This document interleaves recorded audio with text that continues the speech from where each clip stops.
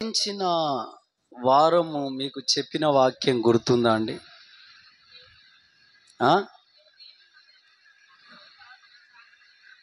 మీరు దేవుడి మందిరానికి వెళ్ళినప్పుడు మీ ప్రవర్తన జాగ్రత్తగా చూసుకోవాలని చెప్పాను. ఇంకా అంతేనా?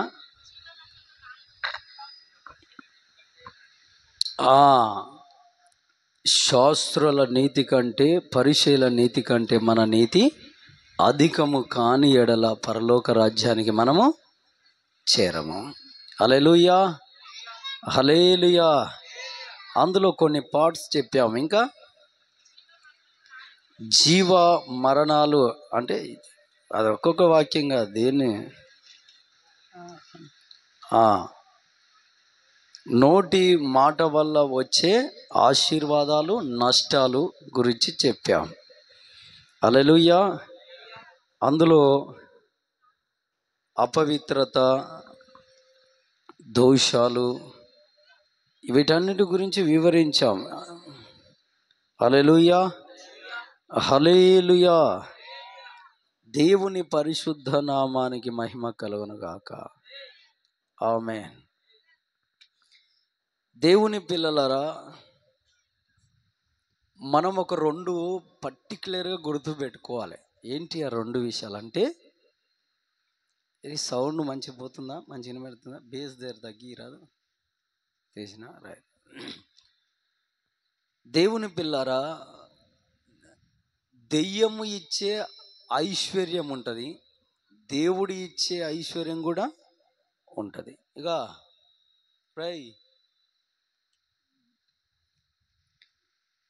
ఇవాళ మీ అమ్మ ఏడుస్తుంది రా పక్క. ఆమేన్, హల్లెలూయా. దేవుని పరిశుద్ధ నామాని మహిమ కలుగును గాక. ఆమేన్, ఆమేన్. రైట్.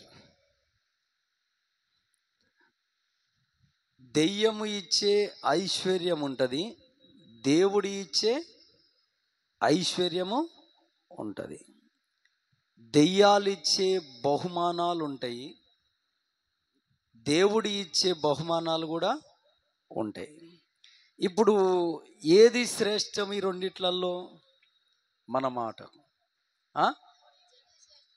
దేవుడిచ్చింది కాక. ఆమేన్. ఇప్పుడు బియ్యము బస్తలో నుండి తీసి జల్లెడ పడతాం. ఎందుకు? ఏవి తినగలిగినవో ఏవి తినలేనివో సపరేటు చేయడానికి. ఇప్పుడు దేవుడు ఇచ్చే ఐశ్వర్యమేమో మనము తినడానికి, పిల్లలకు దీవెనది. అది ఓ కాసు అయినా సరే, ఓది 100 గజాల ప్లాట్ అయినా సరే, ఓ 2 రేకుల రూములైనా సరే, నిజం చేసుకునే ఆ చేతి పని, కూలి పని అయినా సరే. కానీ తినడానికి అనుకూలత లేని అది ఎంతైనా అది నిరర్థకమే. ఇప్పుడు పురుగు పట్టిన బియ్యం దేని పనికొస్తాయండి? తినడానికి పనికొస్తాయా? ఒకవేళ కావాలని తిన్నా అవి ఆరోగ్యం ఇస్తాయా, బలాన్ని ఇస్తాయా? హల్లెలూయా, హల్లెలూయా. అందరు 2 చేతులు ఎత్తాలి. మీరు ఈ క్రమం మర్చిపోదండి ప్లీజ్. ఎందుకంటే మనం ఎవరి సన్నిధిలో ఉన్నాం? ఇక్కడ మనకు అధినేత, అధికారి, నాయకులు ఎవరు? ఆమేన్, హల్లెలూయా, హల్లెలూయా. రైట్. అబ్బా, వీళ్ళుంటే ఏం పూశారో. వీళ్ళని ప్రతి ఆదివారం ఇలాగ ఏమన్నా స్పెషలా? ఆమేన్, హల్లెలూయా. ఈడ ఈ పిల్లలను కూర్చోబెట్లో మా ఓడు, మీ ఓడు, ఈడు వాడు అని లేదుగా. అందరినీ మంచిగా గమ్మత్తు కూర్చోబెట్టాలి ఇట్లనే. ఆమేన్. వీలైతే ఈ క్రిస్మస్కు మంచి వీళ్ళతో ప్రోగ్రాంలు అవన్నీ వేయించి మంచి రే కూర్చో అమ్మా. హల్లెలూయా. సో దేవుని పిల్లలారా, ఏమో చెప్తున్నాం మనం.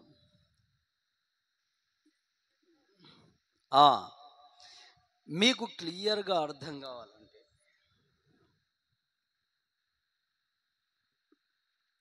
దేవుని పిల్లలారా, ఒక తోట ఉంది.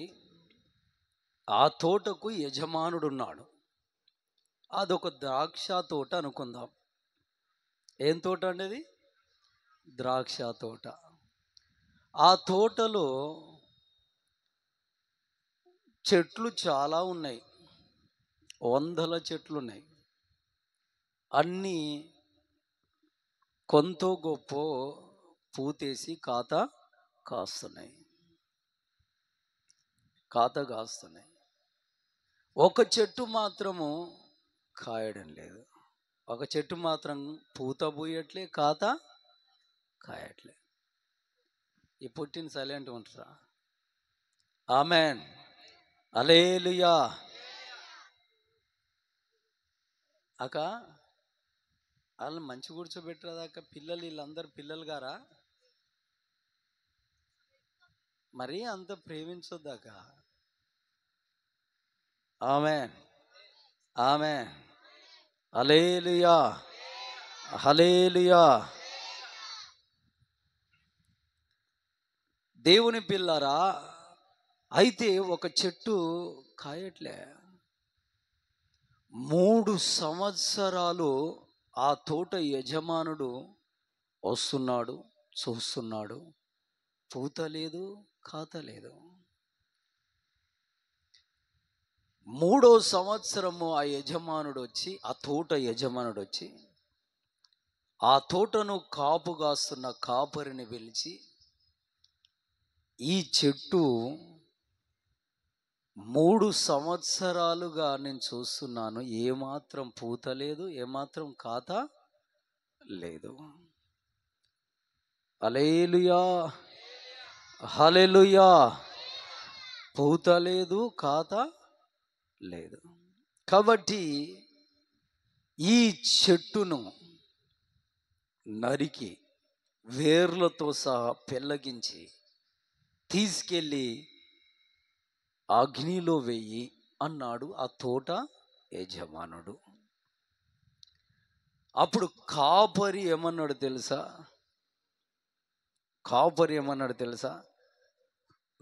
మరొక మాట చదవండి, లూకాసు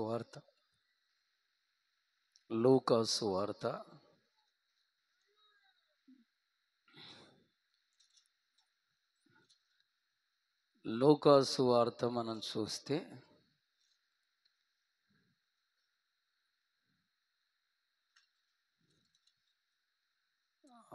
ఒక్క నిమిషము.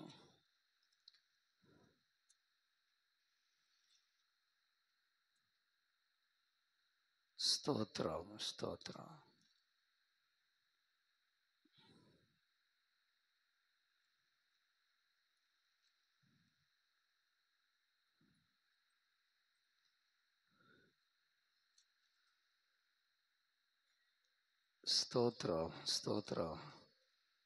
గ్లోరీ.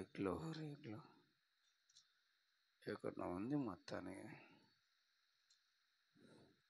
ఎక్కడ? ఒకసారి ద్రాక్ష చెట్టు గురించి చెప్పమన్నా.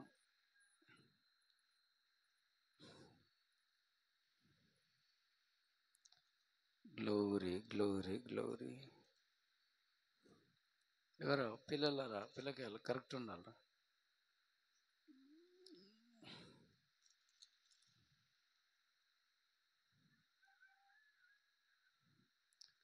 స్తోత్రం. ఎక్కడో ఉంది మొత్తానికి. నేను చదివాను ఈ లూకాసు వార్తల్ని, సడన్గా దొరకదండి.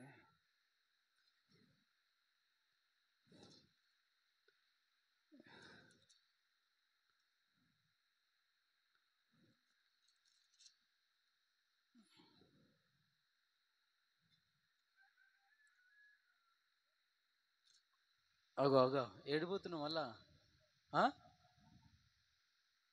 మళ్ళీ ఫస్టే తీసుకురావద్దు. స్తోత్ర. హల్లెలూయా. అందరూ రెండు చేతులేది. హల్లెలూయా, హల్లెలూయా, హల్లెలూయా, హల్లెలూయా.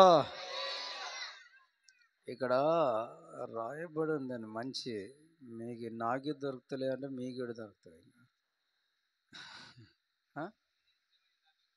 కాదు కాదు, అది ఒక ద్రాక్ష చెట్టును దేవుడు అంటే ఒక తోటలో అంజూరపు చెట్టు అని ఉంటుంది కదా, 13వ అధ్యాయము. రైట్, లోక 13, రైట్. ఇక్కడికి వచ్చాం. దేవునికి స్తోత్ర. హల్లెలూయా, హల్లెలూయా, హల్లెలూయా, హల్లెలూయా. దేవుని పరిశుద్ధ నామానికి మహిమ కలుగును గాక. ఇది ఎంత? 13. రైట్, చదువు. ద్రాక్ష తోట, రైట్. లూకాసు వార్త 13:6. మరియు ఆయన వారితో ఈ ఉపమానం చెప్పాను. ఒక మనుషుని ద్రాక్ష తోటలో అంజూరపు చెట్టు ఒకటి నాటబడి ఉండెను. అతడు దాని పండ్లు వెతక వచ్చినప్పుడు ఏమీ దొరకలేదు. కనుక ఇదిగో 3 ఏండ్ల నుండి నేను ఈ అంజూరపు చెట్టు పండ్లు వెతకవచ్చుచున్నాను, కానీ ఏమీ దొరకలేదు. దీనిని ఏమంటున్నాడు ప్రభు? దీనిని నరికివేయుము. హల్లెలూయా, హల్లెలూయా. దీనిని నరికివేయుము అంటే కాపరి ఏమంటున్నాడు? తోటమాలి. దీని వలన ఈ భూమియు ఎలా వ్యర్థమైపోవలనని ద్రాక్ష తోటమాలితో చెప్పెను. అయితే వాడు అంటే ద్రాక్ష చెట్ల కాపరి, అయ్యా, నేను దాని చుట్టూ త్రవ్వి ఎరువు వేయు మటుకు ఈ సంవత్సరం కూడా ఉండనిమ్ము. అది ఫలించినా సరే లేని ఎడల నరికించి వేయమని అతనితో చెప్పాను. ఆమెన్. హల్లెలూయా, హల్లెలూయా. దేవుని పరిశుద్ధ నామానికి మహిమ కలుగును గాక. ఆమెన్. ఏం చేయాలంటే దీన్ని 3 సంవత్సరాలు చూశాడండి తోట యజమాని. చూస్తే అవి ఫలిస్తలేదు. అందుకే దాన్ని ఏం చేయమంటున్నాడు? నరికి తీసి పడేయి. ఆ తర్వాత దాన్ని ఏం చేయాలి? కాల్చివేయి. దేవుని పిల్లలారా, ఫలాలు, ఆశీర్వాదాలు దేవుని దగ్గర పొందలేని యొక్క బతుకులు మనము జీవించొద్దు. Amen, amen. హల్లెలూయా, హల్లెలూయా. మనము దేవునిలో ఫలించాలండి. ఎవరిలో ఫలించాలి? మనం దేవునిలో ఫలించాలి. కానీ సాతానులో ఫలించాల. మనం సాతానులో ఫలించకూడదు. ఆమెన్, హల్లెలూయా, హల్లెలూయా. మనకు దేవుని ఫలాలు కావాలి, కానీ సాతాను ఫలాలు కావాలన్నా వద్దు. ఆమెన్, హల్లెలూయా, హల్లెలూయా. ఒక దైవజనుడిచ్చిన సాక్ష్యం ఏంటంటే, యేసన్న గారే ఆయన సాక్ష్యము నేను విని మీకు చెప్తున్నా. ఆయన ఒకరోజు డొక్కు సైకిల్ మీద ఆయన ఏలూరులో దేవుని సేవ చేస్తున్నాడంట. ఒక పాత సైకిల్ మీద ఆ ఏలూరు పట్టణానికి వెళ్ళి అక్కడ సువార్త ప్రకటిస్తూ సేవ చేస్తున్నాడు. దేవుని సేవ. గుంటూరులో మిగతా ప్రాంతాల్లో ఆయన సేవ చేశాడండి, గొప్ప సేవ చేశారు. కానీ దేవుని పిల్లరా, ఆ ఏలూరులో ఆ డొక్కు సైకిల్ పట్టుకొని తొక్కుకుంటూ భుజానికి ఒక సంచి వేసుకొని ఆ సంచిలో బైబిల్ పెట్టుకొని పోతుండంట. సువార్త ప్రకటిస్తున్నాడు. హల్లెలూయా, హల్లెలూయా. ప్రకటిస్తుంటే ఓ విలువైన కారులో ఒకడు వచ్చాడంట. విలువైన కారులో తెల్ల బట్టలు వేసుకొని, నల్ల అద్దాలు పెట్టుకొని, మంచిగా తైలం వేసుకొని, నలుగని బట్ట, ఖద్దరు బట్ట వేసుకొని వచ్చాడు. కారులో వచ్చి ఆ సైకిల్ ఎదురుగా ఆపాడంట. కారు ఆపి ఆ అద్దం తీశాడంట. తీస్తే ఏసన్న గారు ఆయన ముఖం చూశాడు. ఈయననేమో డొక్కు సైకిల్ మీద ఉన్నాడు, ఆయనేమో విలువైన కారులో ఉన్నాడు. అప్పుడు ఈయనను చూశాడు. చూసి ఆ కారులో ఉన్న ఆయన అన్నాడంట, నిన్నెక్కడో చూశానే అన్నాడంట. అయితే వాళ్ళిద్దరూ అప్పుడు 1వ తరగతి నుండి 6వ తరగతి దాకా ఒక క్లాసులో చదువుకున్న వాళ్ళు, క్లాస్మేట్స్. ఒకే స్కూల్లో ఒకే దగ్గర చదువుకున్న వాళ్ళు. అప్పుడు ఆ కారులో ఉన్న ఆయన చూసి, ముఖం చూసి, హే నువ్వు కదా అని, ఏసన్నా నువ్వే కదా అంటే, నేనే అయ్యా.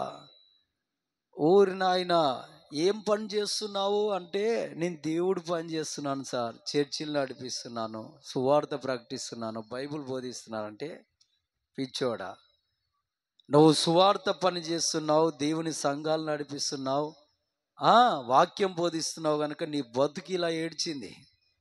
డొక్కు సైకిల్ మీద తిరుగుతున్నావు, పాత సైకిల్ మీద తిరుగుతున్నావు. కానీ నేను చూడు లక్షల ఖరీదు చేసే కారులో తిరుగుతున్నా, అది ఏసీ కారు. మరలా సుఖవంతమైన జీవితం, మంచి పెద్ద ఇల్లు. అవును, అసలు నువ్వు ఎక్కడుంటున్నావు అన్నాడంట. ఏదో అక్కడ గుంటూరులో పాత, అప్పుడు లేమేళ్లలో సేవ చేస్తున్నంట. ఇక ఒక పాత గుడిసెలో, అక్కడ ఒక చిన్న రోడ్డు పక్కన గవర్నమెంట్ స్థలం ఉంటే గుడిసె వేసుకున్నానయ్యా అన్నాడంట. అలాగా, సరే మీ బతుకులు ఇలాగే ఉంటాయి చాలే, కానీ నాకు ఎన్ని వైన్ షాపులు ఉన్నాయో తెలుసా, నాకు వైన్ షాపులు ఎన్ని ఉన్నాయో తెలుసా, నా దగ్గర పనివారు ఎంతమంది ఉన్నారో తెలుసా, నేను ఎంత కోటీశ్వరునో తెలుసా అని ఏసన్న గారిని మాట్లాడి, వెళ్ళయ్యా ఫా అన్నాడంట. ఏసన్న గారు కొంత దూరం వెళ్ళి సైకిల్ ఆపి, ప్రభువా నీ సేవ చేస్తున్నాను, కానీ ఆ పూటకు కూడా పట్టెడు అన్నం దొరకలేని పరిస్థితి నాది. కానీ లోకానుసారంగా బతున్నాడు వాడు, లోకానుసారంగా జీవిస్తున్నాడు వాడు చెయ్యని పాపం లేదు, మాట్లాడని మాట లేదు, జీవిస్తున్న జీవితం అంతా అపవిత్ర జీవితము.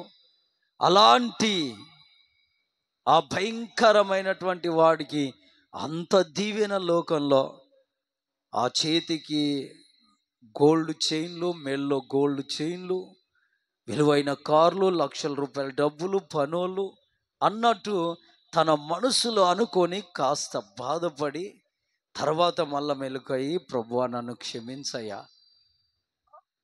క్షమించయ్యా, తప్పయిందయ్యా, నేను బాధ పెట్టానేమో, కాస్త మనసులో బాధ అనిపించిందయ్యా అని బాధపడ్డాడంట. బాధపడి మరలా యథావిధిగా సైకిల్ తీసుకొని దేవుని పనిలో వెళ్ళాడు. అయితే దేవుని పిల్లారా, కరెక్ట్గా ఒక 6-7 సంవత్సరాల తర్వాత, ఏదో ఒక 10 సంవత్సరాలు కావచ్చేమో, ఒక 10 సంవత్సరాల తర్వాత అప్పుడు ఏసన్న గారు దేవుని పనిలో కష్టపడి, శ్రమపడి, కొన్ని సంఘాలు కట్టి అనేకులకు దీవెనగా దేవుడు నిలబెట్టాడు. ఆయన ఆ ఏలూరు పట్టణంలో ఒకరోజు కారులో వెళ్తున్నాడు అంట యేసన్న గారు. అప్పుడు కారులో తిరుగుతున్నాడు. ఆయనకు పరిచారకులయ్యారు, సంఘాలు నడిపించే సేవకులయ్యారు. అయితే కారులో వెళ్తుంటే ఆ కారు ఒక సిగ్నల్ దగ్గర ఆగిందంట. సిగ్నల్ దగ్గర ఆగితే ఒక 2 కాళ్ళు పోయినాయంట. ఒక చెయ్యి పోయిందంట, ఎడమ చెయ్యి. ఒక చెయ్యితోటి ఇలా రోడ్డు మీద ఆ ఎండకు తార్ రోడ్డు కాలుతున్నా లాక్కుంటూ ఒక చిన్న బండి ఉంటుంది కదా, 4 పైలది. దాని మీద కూర్చొని లాక్కుంటూ గడ్డమంతా క్షౌర్యం అంతా పెరిగిపోయి దుమ్ము బట్టి వస్త్రం కూడా లేదంట, చిన్న లాగు. అప్పుడు వచ్చి, అయ్యా ₹1 ఇవ్వండి అయ్యా, ₹10 ఇవ్వండి అయ్యా అని అడుక్కుంటుండంట. ₹1 అయ్యా, ₹10 అయ్యా అని అడుక్కుంటుండంట. అప్పుడు యేసన్న గారు ఆ కారు అద్దం తీసి, అడుక్కునేవాడు కదా, ₹1 తప్పే అని తీసి ఇవ్వాలని చూస్తే బాగా గుర్తుపడితే వీడెవడు ఆ రోజు కారులో తిరిగినవాడు. ఆ రోజు యేసన్న గారిని నీ బతికింతేరా అని ఆ డొక్కు సైకిల్ని చూసి తక్కువ చేసి మాట్లాడి పంపించినాడు. ఆశ్చర్యం వేసి, సార్ మీరు కదా అన్నాడంట. మీరెవరు అని చూస్తే యేసన్న గారు, ఏమైంది ఇలా అయిపోయావు, నువ్వు పెద్ద కోటీశ్వరుడు కదా, వైన్ షాపులు ఉన్నాయి కదా, బిల్డింగులు ఉన్నాయి కదా, పనోళ్ళు ఉన్నారు కదా అంటే, సార్ అవన్నీ పోయాయి సార్, అవన్నీ ఏమైనాయి, పోయాయి. రేపు మెళ్ళో బంగారు గొలుసు, చేతికి బంగారపు కడియాలు ఏమైనాయిరా అంటే అవన్నీ పోయినాయి సార్. ఎందుకు పోయాయి? లేసా, నాకు మంచి కారుండి, పనోళ్ళుండి, వైన్ షాపులుండి, విచ్చలవిడి చేతి నిండా డబ్బుండి, కానీ డబ్బును బట్టి, వైన్ షాపులను బట్టి, పనోళ్ళను బట్టి ఎంతగానో నేను అదిరిపడుతూ ముందుకు సాగాను. కానీ నాకు అప్పుడప్పుడు ఇంత మందు తాగడం అలవాటు కనుక అది కాస్త ఎక్కువయింది. ఎక్కువ కావడం వల్ల నేను ఆరోగ్యంగా ఉండలేకపోయానయ్యా. ఎప్పుడైతే ఆరోగ్యం నాలో నశిస్తూ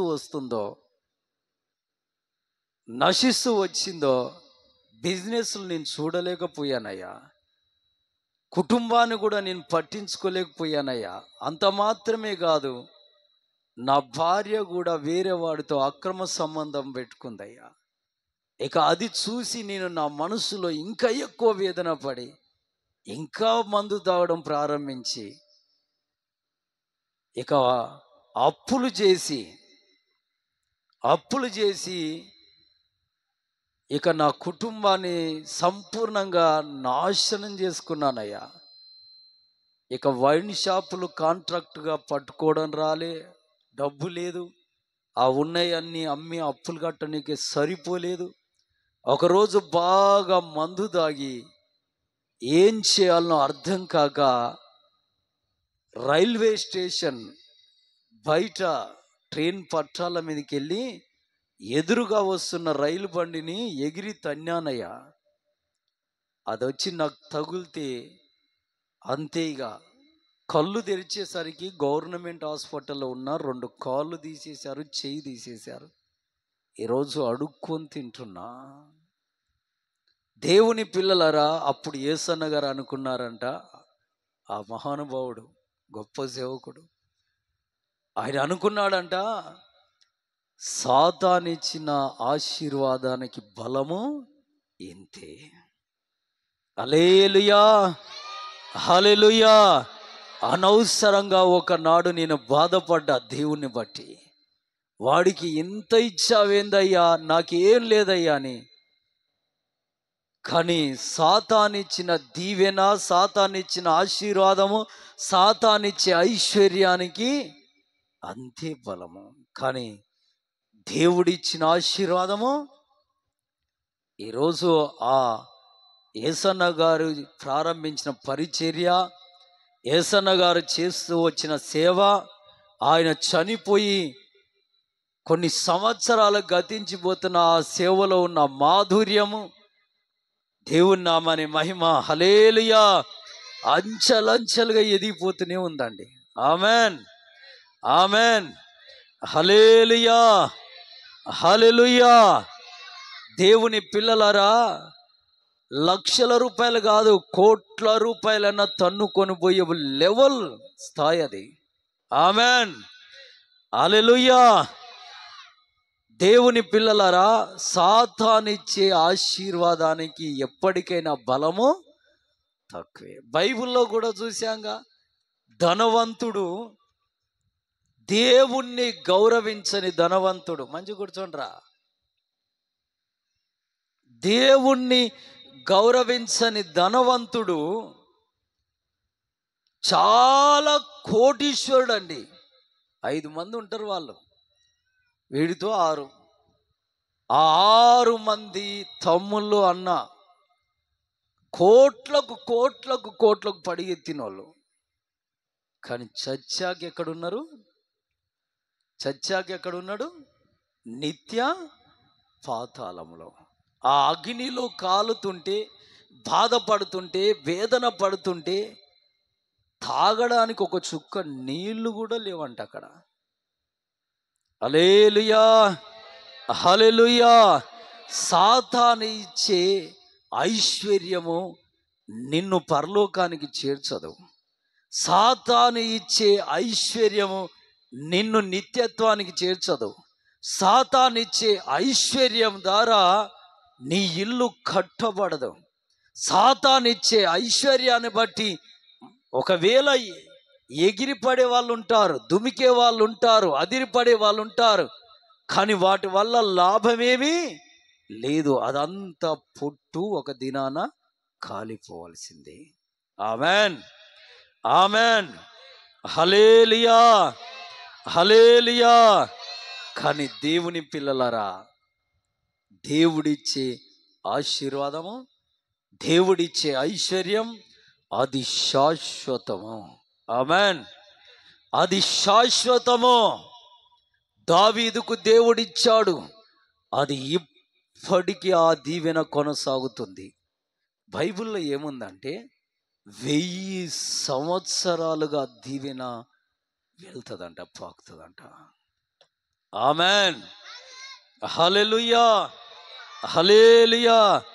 1000 సంవత్సరాలు ఆ దీవెన ఉంటుంది మీ పైన, మీ పిల్లల పైన.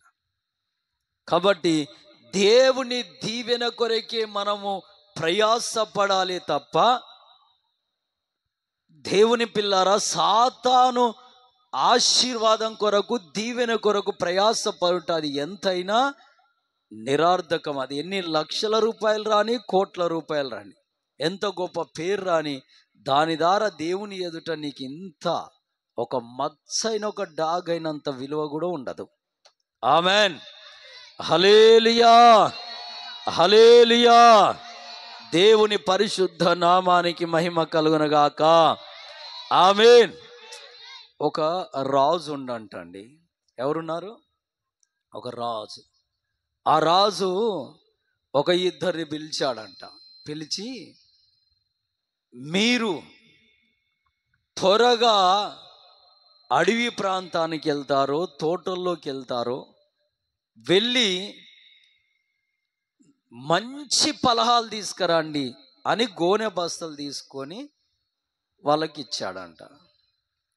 వాళ్ళు 2 పరిగెత్తుకెళ్ళి, ఎవరు త్వరగా మంచి ఫలాలు తీసుకొని వస్తారో వారికి నేను బహుమానం ఇస్తా అన్నాడంట రాజు. అప్పుడు హల్లెలూయా, హల్లెలూయా. మంచి కూర్చో. దేవుని పిల్లలారా, ఏం జరిగిందంటే, ఇక ఒకడు గోనె బస్తా అందుకొని పరిగెత్తుకెళ్ళాడు. వెళ్ళి వాని మనసులో వాని మైండ్లో ఏముందంటే, నేను త్వరగా రాజు దగ్గరికి పోవాలి, పోతే నాకు బహుమానం వస్తుంది. ఆమెన్. దేవుడు నాకేమిస్తాడు? బహుమానాన్ని ఇస్తాడు. హల్లెలూయా, హల్లెలూయా. దేవుడు నాకు బహుమానాన్ని ఇస్తాడు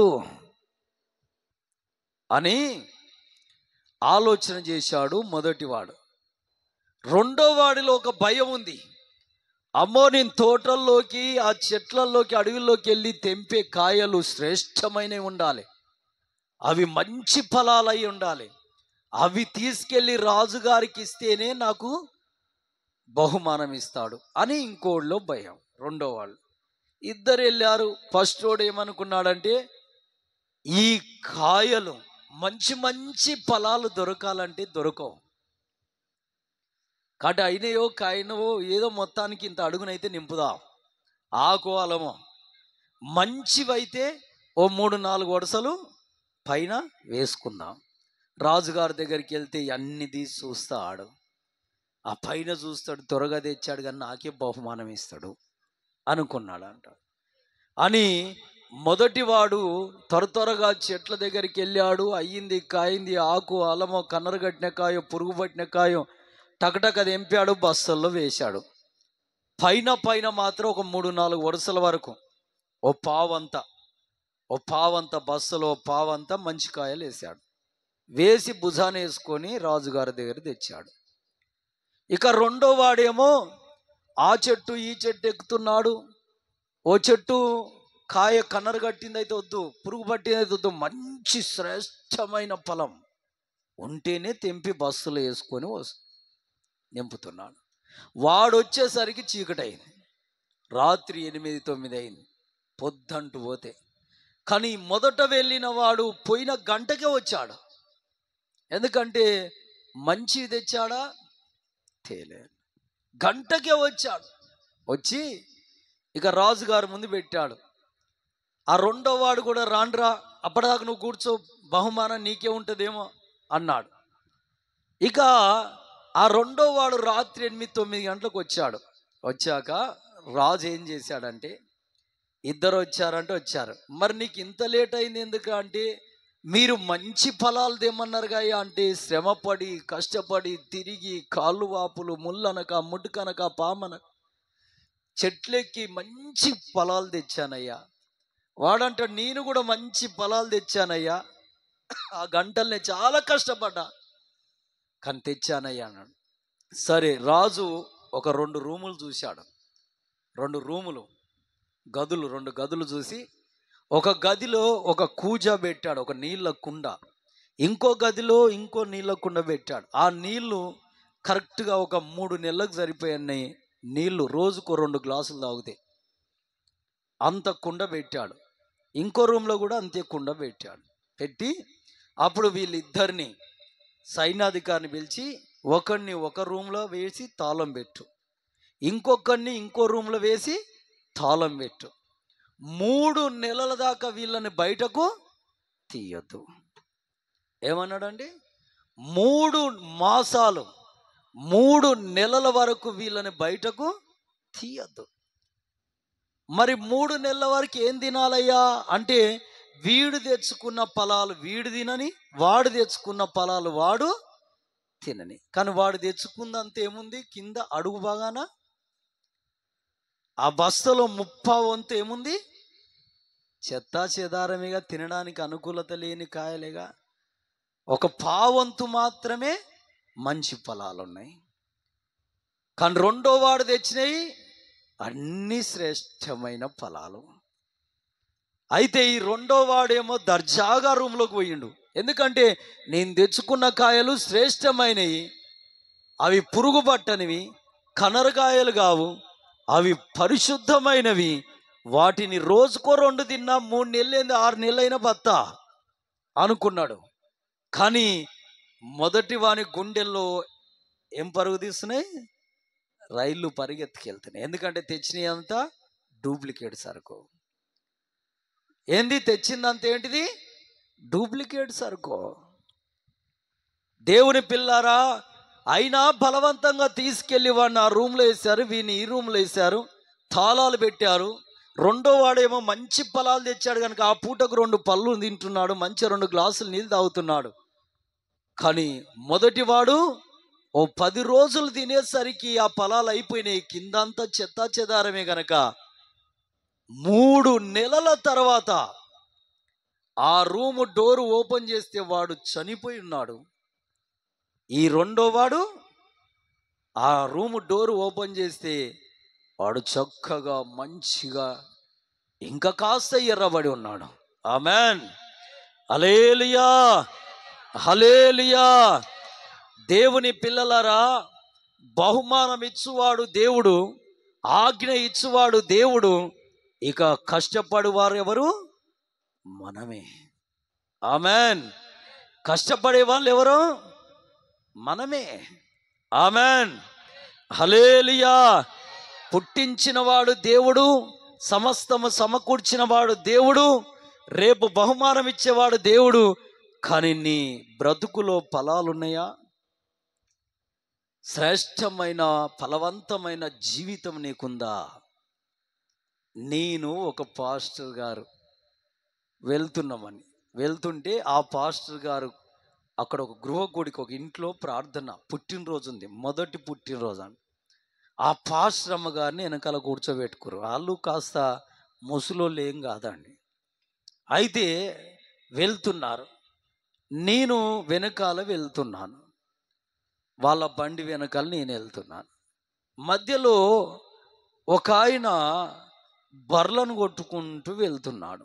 వెళ్తుంటే ఆ బండి, ఆ బర్రెలు అడ్డం వచ్చినాయి. ఆ పాస్టర్ గారు బండి ఆపాడు, కాలు కింద పెట్టాడు. ఆ బర్రెలను కొట్టయ్యా అని అన్నాడు. నేను వాళ్ళ వెనకాల బండి ఆపాను. ఆ బర్రెలను త్వరగా సైడ్కు జరుపు, కాస్త మేము వెళ్తాము అన్నాం. అనేసరికి ఆయన ఇలా చూశాడు, ఆ పాస్టమ్మ గారి దిక్కు చూసి, ఓసి మంగా నువ్వా అన్నాడు. ఏమన్నాడండి? ఓసి మంగా నువ్వా అన్నాడు. ఆ పాస్టర్ గారు ఆశ్చర్యపోయాడు, నేను ఆశ్చర్యపోయినా. ఈ పాస్టర్ అమ్మకు ఈ బర్రెలు మేపెట్టోడు ఎట్లా పరిచయం? ఈమె చేసే సేవ నువ్వు అక్కడ, ఉండేదేమో ఇక్కడ. వాడు మాట్లాడిన మాటలు ఎంత డేంజర్ మాటలే తెలుసా అండి? ఆ పాస్టర్ అమ్మ గారు కిందికి తలేసుకుంది. ఎందుకో తెలుసా? ఓసి మంగ నువ్వా, నీ భర్త ఈయననేనా? ఏం పని చేస్తాడు? పాస్టర్ తనం చేస్తాడయ్యా. పాస్టర్ గనా? చర్చి పాస్టర్ గనా? అవునయ్యా. అరే రే అరే, ఈయనను పెళ్లి చేసుకున్నావా? పోయి నా చూడు, బర్రెలు మా పనులు బర్రెలు పని చేస్తాడు, మాకు ట్రాక్టర్లు, వ్యవసాయం. పాస్టర్ గారు, ఈవిడ మేమిద్దరం కలిసి చిన్నతనంలో మస్తు తిరిగామండి.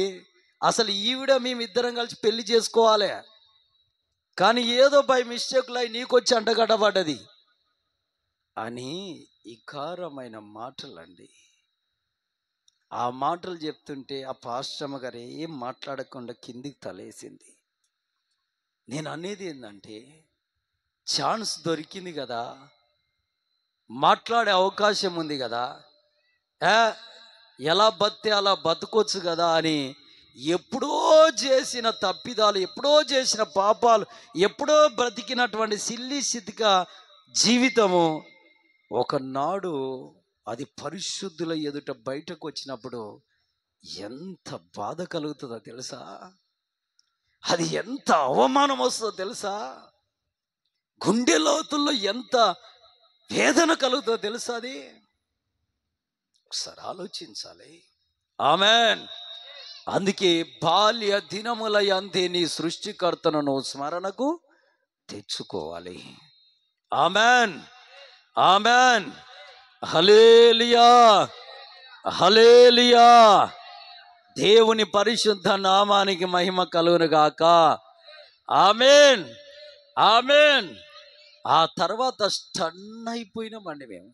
మేము తిరగని సినిమా థియేటర్ లేదు, మేము తిరగని ఫంక్షన్ లేదు, మేము తిరగని చెరువు గడ్డలు లేవు. అని మాట్లాడుతున్నాడు. అప్పుడు ఆ పాస్టర్ గారు కిందికి తలేస్తే అక్కడనే ఆగేసి, సరే పోనీ అని బండి పోయాక ఒక దగ్గర చెట్టు కాడ ఆగి ఆమె భర్త అడిగాడు, ఆ పిల్లోడు అన్న మాటలన్నీ నిజమేనా అమ్మా అంటే, ఏం చెప్తుందండి, ఒకప్పుడు నా జీవితం అలాంటిదయ్యా, నిజమే అలా బతికానయ్యా అని కాళ్ళ మీద పడి ఏడ్చింది. మనం అనుకుంటాం కానీ ఒక మచ్చ మనకు అంటిందంటే మనుషులకి అంత తేట కనబడుతుంటే దేవునికి ఎంత తేట కనబడాలి. హల్లెలూయా. సరే, మన బతుకులు అంటే ఎట్లా అయిపోయినాయి, మనకంటే తెలియనప్పుడు మనం ఎలా బతికాం. తర్వాత దేవుణ్ణి తెలుసుకున్నాం, పరిశుద్ధ జీవితానికి అలవాటు పడ్డాం, బాప్తీసం తీసుకున్నాం, తాగుడు మానాం, సినిమాలు మానాం, ఇక విగ్రహారాధన మానాం. కానీ మీ పిల్లలనైనా మంచిగా పెంచాలి. ఆమేన్. హల్లెలూయా, హల్లెలూయా, హల్లెలూయా. దేవుని పరిశుద్ధ నామానికి మహిమ కలుగును గాక. ఒకవేళ రోడ్డు మీద తల్లి కలిసిందనుకో, అమ్మా నీ కుమార్తెది ఏం బతుకమ్మా అన్నారనుకో ఎవరైనా, అయ్యా తండ్రి కలిసాడు, ఏం బతుకయ్యా నీ కొడుకుదయ్యా అన్నారనుకో, గుండె లోతులు ఎంత బాధేస్తుందండి, ఎంత కన్నీరు వస్తుంది మనకు. ఆలోచించాలి. హల్లెలూయా. నేను అనేది ఒకటే, తోటలో నాటబడిన ద్రాక్ష చెట్టు, ఆ అంజూరపు చెట్టు ఫలించకపోయేసరికి యజమానుడు వచ్చి దాన్ని కొట్టి పడేయి అంటున్నాడు. దాన్ని పెరికేయి. 1 సంవత్సరం చూశాను, 2 సంవత్సరాలు చూశాను, 3 సంవత్సరాలు చూశాను, అయినా ఇది ఫలించడం లేదు, దీన్ని తీసేయి అన్నాడు. కానీ ఇది ఎవరు బతిలాడుకుంటున్నారు? ఆ చెట్టు కొరకు ఎవరు బతిలాడుకుంటున్నారు? తోటమాలి. ఆ తోటను కాపు కాసేవాడు, అయ్యా ఈ 1 సంవత్సరం కూడా దీన్ని ఉండనిద్దాం, దీని చుట్టూ నేను తవ్వుతాను, గడియదీస్తాను, ఎరువేస్తాను, నీరు పెడతాను, అయినా వచ్చే సంవత్సరం వరకు ఇది ఫలించకపోతే అప్పుడు కొట్టేద్దామయ్యా. అప్పటి వరకు అయితే ఇది బతిమిలాడుకుంటున్నాడు. ఎవరిని? తోట యజమానిని, తోట మాలి. Amen, amen. హల్లెలూయా, హల్లెలూయా. దేవుని పరిశుద్ధ నామానికి మహిమ కలుగును గాక. Amen, amen. ఒక్కొక్క దైవజనుడు ఒక్కొక్క దేశం కొరకు, ఒక రాష్ట్రం కొరకు, ఒక గ్రామం కొరకు, ఒక ప్రాంతం కొరకు, ఒక విశ్వాసి కొరకు దేవుడి సన్నిధిలో పడి ఏడుస్తున్న విధానం ఒకసారి గుర్తుకు తెచ్చుకుంటే పిచ్చెక్కిపోతుంది తెలుసా.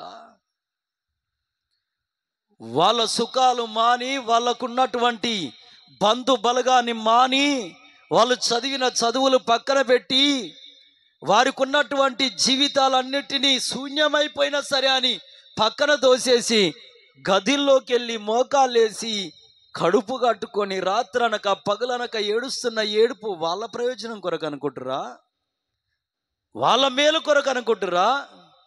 ఇప్పుడు నేను మా సోనమ్మ ఉన్నామండి, ఇప్పుడు ఏ ఉద్యోగం చేసుకున్నా బతకలేమండి, మాకు ఇంత అన్నం వస్త్రమేగా, మేమేమన్నా లక్షలు సంపాదించుకొని ఎన్నికేసుకుంటే మాకేం ప్రయోజనం? అది రేపు అదేమన్నా లాభమా మాకు? దానివల్ల మాకేమైనా ప్రయోజనమా?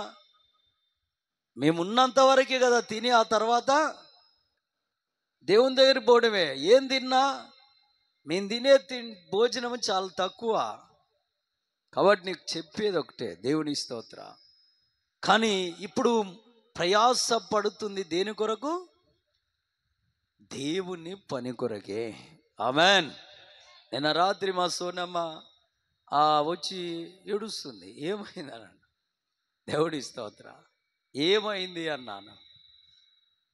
దేవుడి మహిమ కలన.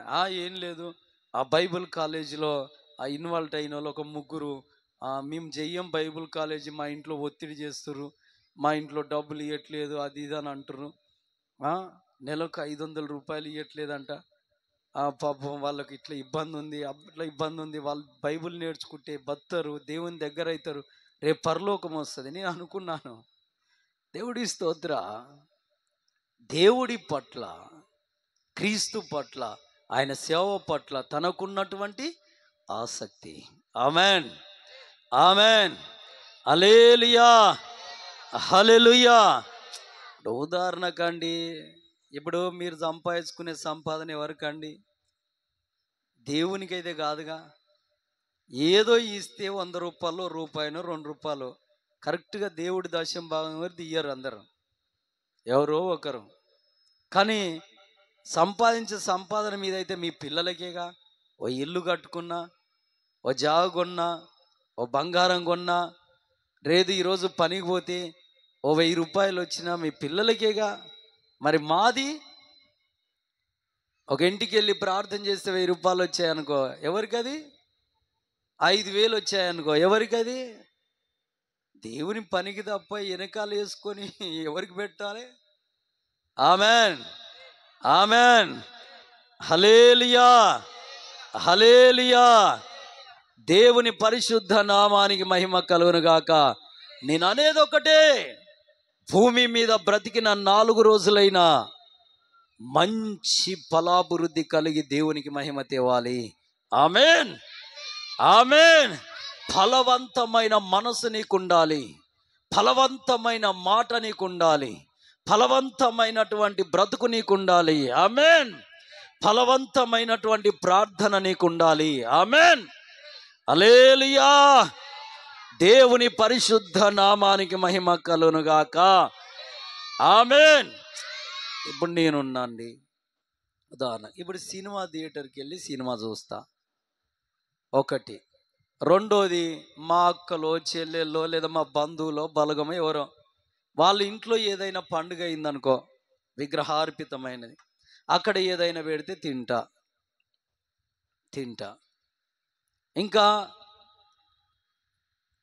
ఇంకా తర్వాత రకరకాలైనటువంటి మోస జీవితాలు జీవిస్తా. ఇక్కడికి వచ్చి కుర్చీలో కూర్చొని వాక్యం బోధిస్తా. దీనికి ఏమైనా ఫలితం ఉంటుందా అండి? దీనికి ఏమైనా లాభం ఉంటుందా అండి? ఒక మాట, నాకు పరలోకం వస్తుందా? పోనీ దేవునికైనా దగ్గర అయితేనా? వాక్యం బోధించుట వరకే నా జీవితం, కానీ బతికే బతుకంతా బయట అన్యాయం. నాకు ఖచ్చితంగా దేవుని దగ్గర ఏముంటుంది? తీర్పు. నిజం, ఇది మామూలు తీర్పు ఉండదు, 7 అంతల తీర్పు, అంట 7 అంతల శిక్ష. హల్లెలూయా, హల్లెలూయా. దేవుని పిల్లారా, నెక్స్ట్ ఇప్పుడు అయ్యగారు ఉన్నాడు, అబ్రాహ్మ అయ్యగారు, అయ్యగారు ఉన్నారా? అబ్రాహ్మ అయ్యగారు కనబడుతురా? దేవుని స్తోత్ర. ఏం మీ వాళ్ళు ఎవరు కనబడతలేరు ఈరోజు చర్చిలో? ఏంది, ఎక్కడ పోయిరు వీళ్ళు? ఆమెన్, హల్లెలూయా. దేవుని పరిశుద్ధ నామాని మహిమ కలుగును గాక.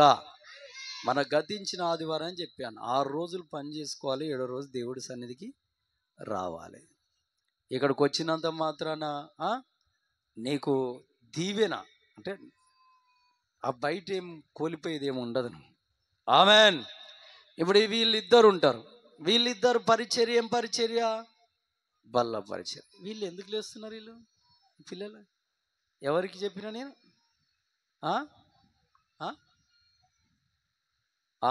ఆమెన్, హల్లెలూయా, హల్లెలూయా. ఇప్పుడు వాళ్ళు బల్ల పరిచర్య చేస్తారు, బల్ల విరిచి బల్ల పోనుస్తారు.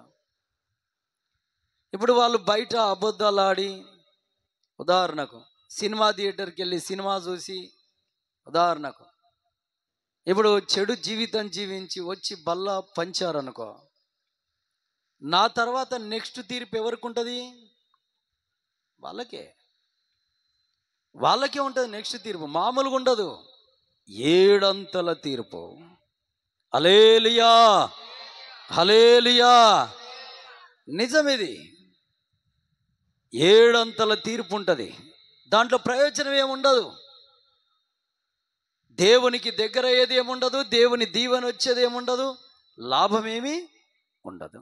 వాళ్ళ తర్వాత మ్యూజిక్ పరిచర్య చేసేవాళ్ళు, పాటల పరిచర్య చేసేవాళ్ళు, భోజన పరిచర్య చేసేవాళ్ళు, మందిర పరిచర్య చేసేవాళ్ళు. ఇప్పుడు వాళ్ళు దేవునికి వ్యతిరేకంగా బయట జీవించి వచ్చి ఇక్కడ పరిచర్య యాక్టివ్గా చేస్తున్నారు అన్నారనుకో, చేస్తే ఏమవుతుంది? దేవుని పని అవుతుంది, కానీ నీకు ఎలాంటి దీవెన ఉండదు. తీర్పులో ఖచ్చితంగా నిలబడాలి. శిక్ష 7 అంతల శిక్ష ఉంటుంది, ఇది పక్క. ఆ తర్వాత మిగతా జనాలందరికీ మామూలు శిక్షలు ఉంటాయి కొద్దిగా, కానీ పరిచర్యలో ఇన్వాల్వ్ అయిన వాళ్ళకి ఖచ్చితంగా అది 7 అంతల శిక్ష అని బైబిల్లో ఉంది. తప్పు చేస్తూ దేవుని పని చేయడం అంటే అంత ఈజీ అది కాదు. అందుకే దేవుని స్తోత్ర, ఆయన మీద ఆధారపడి బతకడమే నేర్చుకోవాలి. మంచి ఫలాలు. ఇప్పుడు నేను బయట ఏ తప్పు చేయకుండా, ఏ పొరపాటు చేయకుండా, నీతిగా నిజాయితీగా కలిగి దేవుని చిత్తాన్ని చేస్తూ నేను బతుకుతూ వచ్చి ఇక్కడ వాక్యం చెప్పాను అనుకో, అది నాకు ఎంత దీవెన తెలుసా? దేవుడు కూడా నన్ను బట్టి ఎంత సంతోషిస్తాడు తెలుసా? ఆమెన్, హల్లెలూయా. ఇప్పుడు అయ్యగారు వాళ్ళు కూడా వాళ్ళు నీతిగా నిజాయితీగా పరిశుద్ధంగా దైవ చిత్తానుసారంగా బతికి బల్లలో చెయ్యేసి బల్ల పంచుతున్నారనుకో, వాళ్ళకి అది ఎంత దీవెన తెలుసా? వాళ్ళని బట్టి దేవుడు ఎంత సంతోషిస్తాడు తెలుసా? మ్యూజిక్ పరిచర్య చేసేవాళ్ళు, తమ్ముడు వీడియో పరిచర్య చేసేట, పాటలు పాడే చెల్లెళ్ళు, అక్కలు, పరిచర్య చేసే వాళ్ళ అక్కలు, వాళ్ళు కూడా నీతిగా పరిశుద్ధంగా దేవునికి మహిమకరంగా ఏ విధమైనటువంటి అక్రమానికి తావు లేకుండా బతుకుతూ దేవుని సన్నిధిలో అడుగు పెడితే, పరిచర్యలు ఇన్వాల్వ్ అయితే అది గొప్ప దీవెన. వారిని ఖచ్చితంగా దేవుడు కలుసుకుంటాడు. ఆమెన్, ఆమెన్, హల్లెలూయా. దేవుని పరిశుద్ధ నామానికి మహిమ కలుగును గాక. ఆమెన్, ఆమెన్, హల్లెలూయా, హల్లెలూయా, హల్లెలూయా. దేవుని పిల్లలారా, ఇవి గొప్ప మర్మాలు, దేవుని చిత్తం ఇది. ఆమెన్. మనం ఇంకొకరిని మందు తాగబెట్టొద్దండి, నిజం ఇది. ఇంకొకరికి బూతు మాట నేర్పొద్దు మనం, నిజం ఇది. ఇంకొకరికి అన్యాయం నేర్పొద్దు మనము, ఇది నిజం. ఆమెన్, హల్లెలూయా. ఎందుకంటే సాతాను సంబంధమైన ఆనవాలు, మత్సే, డాగే మనలో ఉండొద్దు. ఆమెన్, హల్లెలూయా, హల్లెలూయా. దేవునికి సంబంధించిన చారలే నీలో కనబడాలి, దేవుని సంబంధ ముద్రలో నీలో ఉండాలి. ఆమెన్, హల్లెలూయా, హల్లెలూయా.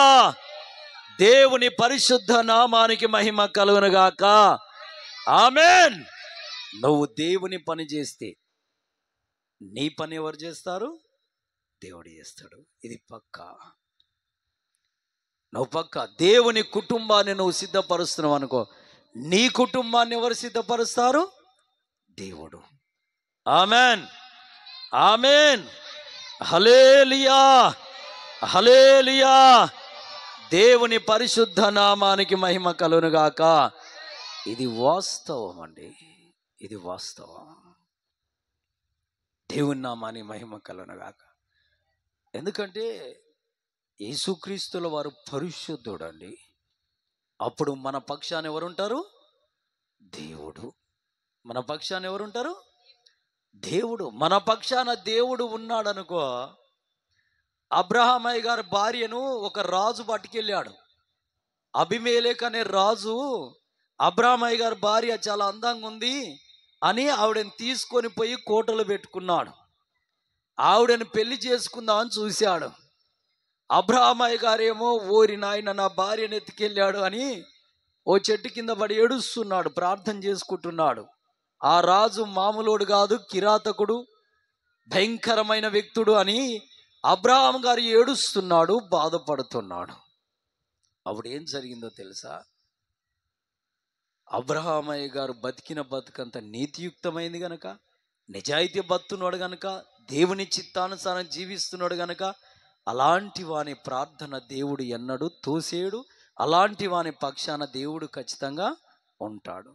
అందుకే అబ్రహామయ్య గారి పక్షాన దేవుడు ఉన్నాడు కనుక ఇప్పుడు రాజుగారిని కలిసి మాట్లాడి అడిగేది ఎవరు? దేవుడే. Amen, amen. అందుకే ఒక రాత్రి పూట ఆ కోటలోకి దేవుడు వచ్చాడు, వెళ్ళి రాజుగారిని కలిశాడు. కలిసి అడిగాడు, ఎందుకు ఈమెను తీసుకొచ్చావు అన్నాడు. అబ్బా, ఎందుకు ఈమెను తీసుకొచ్చావు అన్నాడు. ఈమె ఎవరో తెలుసా అన్నాడు. నాకు తెలియదయ్యా అంటే, ఈవిడ ఒక పురుషునికి భార్య. ఆమెన్, ఆమెన్, హల్లెలూయా, హల్లెలూయా. ఒక పురుషునికి భార్య, ఆయన ప్రవక్త, ఆయన నీలాంటి వారి కొరకు ప్రార్థించువాడు. ఆమెన్, హల్లెలూయా. ఆయన భార్యను తీసుకొచ్చావా నువ్వు? అసలు నువ్వు ఎందుకు తీసుకొచ్చావని దేవుడు అడుగుతున్నాడండి. దేవుడే గనక మన పక్షాన ఉంటే అలా అడుగుతాడు. Amen, amen. దేవుడు మన పక్షాన రావాలి అంటే మనం కొన్ని క్రమాలు పాటించవలసిందే. మన అంతరాత్మనే మనల్ని కదిలిస్తూనే ఉంటుంది తెలుసా. మన మనస్సాక్షి మనతో మాట్లాడుతుంటుంది తెలుసా. ఆమెన్. మనస్సాక్షిని చంపుకొని బ్రతుకుతే అది వ్యర్థం అంది. బైబిల్లో ఏముంది తెలుసా, పట్టణాలు పట్టేవాడి కంటే తన మనస్సును స్వాధీనపరుచుకున్నాడు గొప్పోడంట. ఆమెన్. పరాక్రమశాలి కంటే తన మనసును స్వాధీనపరుచుకునేవాడు గొప్పోడంట. ఆమెన్, హల్లెలూయా, హల్లెలూయా. మంచి ఫలాలు ఫలిద్దాం ఈ సంవత్సరం. ఆమెన్. ఇన్ని సంవత్సరాలు ఎలా బతికామో, ఎలా జీవించామో, ఇంకో నెల అయితే కొత్త సంవత్సరం పడుతుంది కనుక ఏ విధమైన బతుకు బతికామో, ఫలాలు లేకుండా బతికామేమో, వ్యర్థంగా బతికామేమో, దేవునికి వ్యతిరేకంగా బతికామేమో, దేవుని బాధ పెడుతూ బతికామేమో, వాక్యానికి విలువ లేకుండా బతికామేమో, ఎలా బతికినా సరే నాకు గౌరవం ఉంది అని బతున్నావేమో. కానీ సాతానిచ్చే గౌరవమైన, అధికారమైన, ఐశ్వర్యమైన, ఆరోగ్యమైన అది శాశ్వతము కాదు. కానీ దేవుడిచ్చే గౌరవము, ఐశ్వర్యము, ఆశీర్వాదము సమస్తము అది శాశ్వతము. ఆమెన్.